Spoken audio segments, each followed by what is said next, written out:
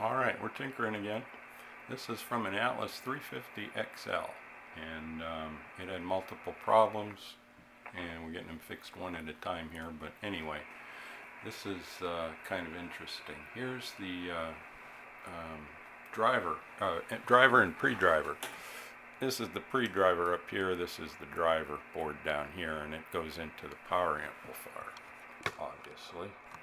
And the big problem here with a lot of these lately is the driver transistor right here.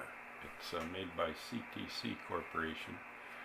Part number is CD3495, and it is very difficult. I mean, hasn't been manufactured in decades. Pretty doggone rare. Unfortunately, if you get a bad one, you know, there's not much you can do with the transceiver unless you can find a replacement.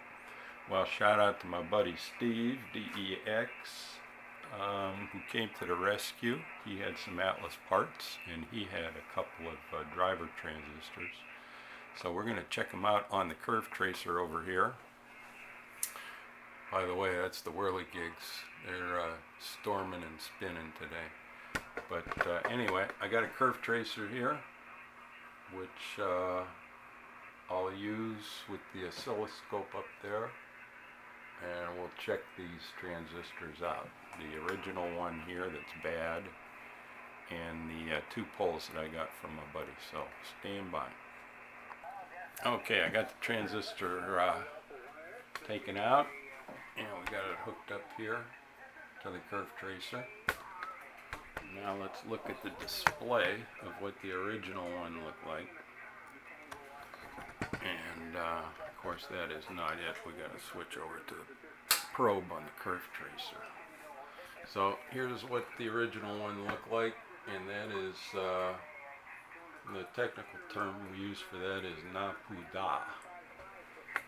So that's not going to fly, and obviously it's bad. So let's check a couple of these poles. Hang on.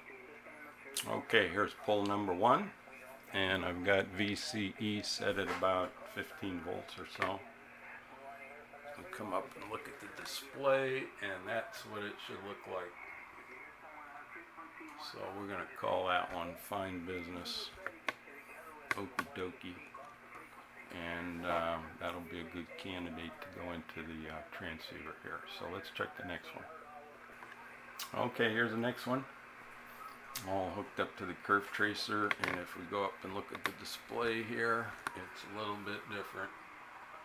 That's the same voltage and so forth, but that's that looks leaky, very leaky. So this one is questionable if it is going to you know, develop full power and all that kind of stuff. You can see where it breaks down there, but if you go back and look at the last one and compare it to this one, there's a very large difference. This one also does not seem to have the gain, so I'm not sure how well this will work, if at all. But we do have one good one, and real grateful for that. Okay, so that's it for now. Just wanted to go through that real quick. This, by the way, this board is a real kind of a bugger to get out, but luckily I got nothing but time here, so one thing at a time. Anyway, it's going to be good when we're all done, trust me. So that's it for now. Keep tinkering, everybody.